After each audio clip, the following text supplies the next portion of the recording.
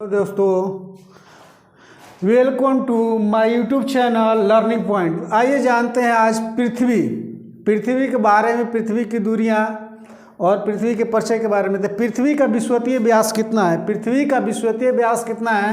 तो 12,756 किलोमीटर है। पृथ्वी का विश्वतीय व्यास कितना है? तो 12,756 किलोमीटर है।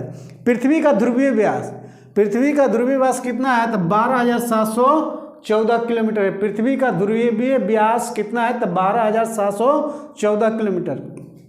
एक प्रश्न आता है, पृथ्वी का विश्वतीय व्यास और ध्रुवीय व्यास का अंतर कितना है? तो लगभग 42 किलोमीटर है, कहीं कहीं 43 किलोमीटर भी देता है, 43 किलोमीटर भी कहीं कहीं बुक में दे देता है। ऐसे घटाने पर तो आएगा 42 किलोमीटर यानी 42 किलोमीटर।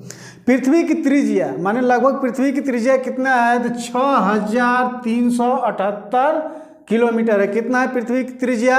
6,378 किलोमीटर है।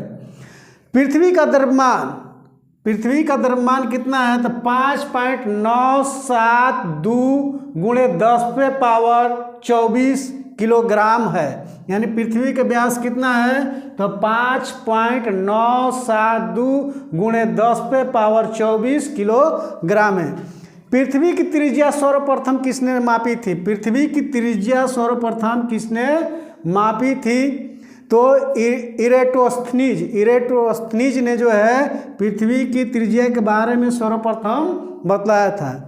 पृथ्वी का औसत घनत्व कितना है? तो 5.5 ग्राम प्रति घन सेंटीमीटर है। पृथ्वी का औसत घनत्व कितना है? तो 5.5 ग्राम प्रति घन सेंटीमीटर है। पृथ्वी का अक्ष पर घूमना क्या कहलाता है? पृथ्वी अपने अक्ष पर जो घूमती है उसको क्या कहा जाता है? तो घूर्णन या परिभ्रमण कहा जाता है। पृथ्वी अपने अक्ष पर घूमती है तो उसको क्या कहा जाता है? तो घूर्णन या परिभ्रमण कहा जाता है। दिन रात कैसे होता है? दिन रात कैसे होता है? तो पृथ्वी के घूर्णन के कारण जो है दिन रात होता है। अगला है ऋतु परिवर्तन। ऋतु परिवर्तन कैसे होता है? तो पृथ्वी के परिक्रमण के कारण। पृथ्वी जो है सूर्य के परिक्रमण करती है, उसी परिक्रमण के कारण जो है दिन और रात ऋतु परिवर्तन होता है। ऋतु परिवर्तन कैसे होता है? तो पृथ्वी के परिक्रमण के कारण होता है।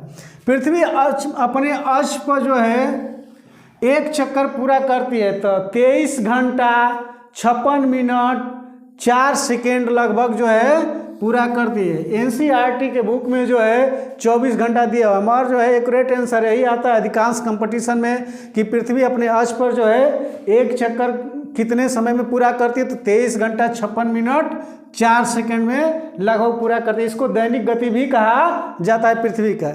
एक देशांतर घूमने में कितना समय लगता है? तो एक देशांतर घूमने में 4 मिनट का समय लगता है। कितना लगता है? 4 मिनट का। पृथ्वी को एक देशांतर को क्रॉस करने में 4 मिनट का समय लगता है। पृथ्वी के भूप्रपट्टी में प्रचुर मात्रा में उपलब्ध तत्व कौन कौन से हैं? यानी सबसे अधिक मात्रा में कौन कौन से तत्व जो है पृथ्वी के भूप्रपट्टी पर मिलते हैं? तो ऑक्सीजन, इसकी मात्रा जो है 46.80% है। ऑक्सीजन की मात्रा 46.80% है। सिलिकॉन जो है कितना है? तो 27.72% है। 27.72% जो है सिलिकॉन। और एल्युमिनियम जो है 8.13%। एल्युमिनियम जो है 8.13% है। पृथ्वी गोल है किसने कहा था? तो पाइथागोरस ने सर्वप्रथम कहा था कि पृथ्वी गोल है। पाइथागोरस ने सर्वप्रथम बताया था कि पृथ्वी गोल है। पृथ्वी के नीचे जो द्रवीभूत शैल हैं उसको क्या कहा जाता है? तो मैग्मा कहा जाता है। पृथ्वी के नीचे जो द्रवीभूत शैल हैं उसको क्या कहा जाता है? मैग्मा कहा जाता है। पृथ्वी तथा सूर्य के बीच अधिकतम दूरी कब होती है? तो 4 जुलाई को, जिसको जो है अपसौर के नाम से जाना जाता है। जिसको अपसौर के नाम से जाना जाता है। पृथ्वी और सूर्य के बीच अधिकतम दूरी जो है 4 जुलाई को होता है, जिसको अपसौर कहा जाता है। पृथ्वी और सूर्य के सबसे निकटतम यानी सबसे कम दूरी कब होता है? न्यूनतम दूरी तो 3 जनवरी को होता है। अभी 3 जनवरी था कल ही। और जो जिसको है उपसौर के नाम से जाना जाता है, उपसौर के नाम से जाना जाता है। सूर्य, पृथ्वी तथा सूर्य के बीच के न्यूनतम दूरी को उपसौर कहा जाता है। जो 3 जनवरी को सबसे सूर्य के निकट पृथ्वी होती है। अक्षांशों के बीच की दूरी को क्या कहा जाता है? पृथ्वी के दो अक्षांशों के बीच की दूरी को क्या कहा जाता है? तो जोन कहा जाता है। क्या कहा जाता है? जोन कहा जाता है। दो अक्षांशों के मध्य कितनी दूरी होती है? दो अक्षांशों के मध्य कितनी दूरी होती है? तो 111 किलोमीटर होती है। 111 किलोमीटर, 111 किलोमीटर, यानी 111 किलोमीटर। कर्क रेखा किसको कहते हैं? तो कर्क रेखा जो है 23.5 डिग्री उत्तरी अक्षांश को, 23.5 डिग्री उत्तरी अक्षांश को कर्क रेखा कहा जाता है। भूमध्य रेखा के उत्तर में होती है। वो कहाँ होती है? भूमध्य रेखा के उत्तर में काल्पनिक रेखा है। 23.5 डिग्री उत्तरी अक्षांश को कहते हैं। मकर रेखा 23.5 डिग्री दक्षिणी अक्षांश को, 23.5 डिग्री दक्षिणी अक्षांश को मकर रेखा कहा जाता है। दो देशांतरों के बीच की दूरी, दो देशांतरों के बीच की दूरी को गोरे कहा जाता है। देशांतरों की दूरी में अंतर नहीं होता है। जैसे विषुवत रेखा से हम जितनी दूर जाएंगे तो दूरी जो है इनके बीच की बढ़ती जाएगी, उसके नज़दीक जाएंगे तो इनकी जो है दूरी कम होते जाएगी। उपसौरिक और औपसौरिक को मिलाने वाली काल्पनिक रेखा को क्या कहा जाता है? उपसौरिक एवं अपसौरिक को मिलाने वाली काल्पनिक रेखा को कहा जाता है तो एप्साइड रेखा कहा जाता है। एप्साइड रेखा के नाम से जानते हैं उसको। पृथ्वी की आंतरिक संरचना किससे बनी होती है? तो सियाल, सीमा, निफे, सियाल, सीमा, निफे से बनी होती है। सियाल, सीमा, निफे। कह रहा है पृथ्वी के सबसे भीतरी परत ये को क्या कहते हैं? तो क्रोड कहते हैं, जिसको निफे के नाम से जाना जाता है। यानी निकेल और फेरस से वो बना होता है। नी से निकल हो गया, एफ से फेरस हो गया। यानी क्रोड किससे बना होता है? तो लोहा और निकेल से। लोहा को इंग्लिश में फेरस कहा जाता है और वो उससे बना होता है तो निफे, यानी कि निकेल और फेरस से। सियाल किससे बना होता है? सियाल तो सी से सिलिकॉन हो गया, याल से एल्युमिनियम हो गया, यानी सियाल बना हुआ है सिलिकॉन और एल्युमिनियम से। सियाल किससे बना हुआ है? तो सिलिकॉन और एल्युमिनियम से। उसी तरह सीमा, सीमा किससे बना हुआ है? तो सीमा जो है सिलिकॉन से और मां से मैग्नीशियम, यानी कि सिलिकॉन और मैग्नीशियम से। सीमा से सिलिकॉन, सी से, और मां से मैग्नीशियम हो गया। और इसमें सियाल से सिलिकॉन हो गया, याल से एल्युमिनियम हो गया। यानी तो सियाल किससे बना हुआ है? तो सिलिकॉन और एल्युमिनियम से। और सीमा किससे बना हुआ है? तो सिलिकॉन और मैग्नीशियम से। अगला क्वेश्चन है, पृथ्वी का सुरक्षा बल्ब किसको कहा जाता है?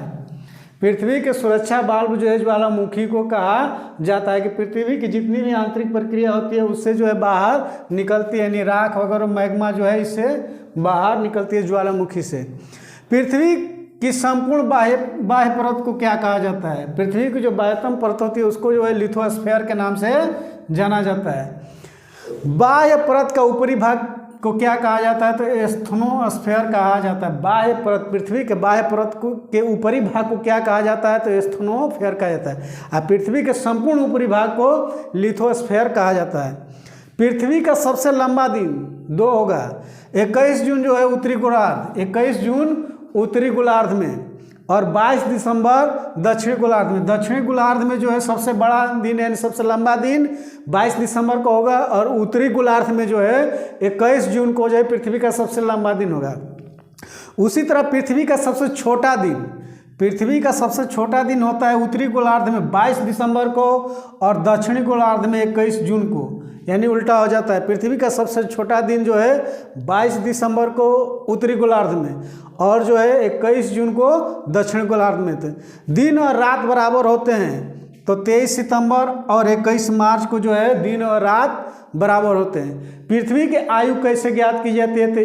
यानी पृथ्वी का काल निर्धारण कैसे किया जाता है या किसी चट्टान का? तो यूरेनियम डेटिंग पद्धति के माध्यम से जो है पृथ्वी का जो है काल निर्धारण होता है या पृथ्वी की आयु ज्ञात की जाती है। आकार एवं बनावट की दृष्टि से पृथ्वी के समान कौन सा ग्रह है? आकार एवं बनावट की दृष्टि से पृथ्वी के समान कौन सा ग्रह है? तो शुक्र ग्रह है। बिल्कुल जो है पृथ्वी के भग्नी ग्रह भी कहा जाता है, यानी बहन। जल की उपस्थिति के कारण पृथ्वी को कौन सा ग्रह कहा जाता है? तो जल की उपस्थिति के कारण पृथ्वी को नीला ग्रह कहा जाता है। यानी कि 70% जो है पृथ्वी पे जो है जल ही है, और आकाश से देखेंगे तो जल के कारण जो है पृथ्वी नीला दिखाई देती है। इसी वजह से पृथ्वी को नीला ग्रह कहा जाता है। पृथ्वी जो है अपने अक्ष तथा अपने कक्ष के सापेक्ष कितना डिग्री झुकी हुई है? तो पृथ्वी अपने अक्ष और कक्ष के सापेक्ष जो है 66.5 डिग्री जो है झुकी, 66.5 डिग्री का कोण बनाती है। करे पृथ्वी का अपनी अक्ष और कक्ष के सापेक्ष कितना डिग्री का कोण बनाती है? तो 66.5 डिग्री का कोण बनाती है। मित्रों, मेरे YouTube चैनल पर नए हैं तो सब्सक्राइब जरूर करें। धन्यवाद।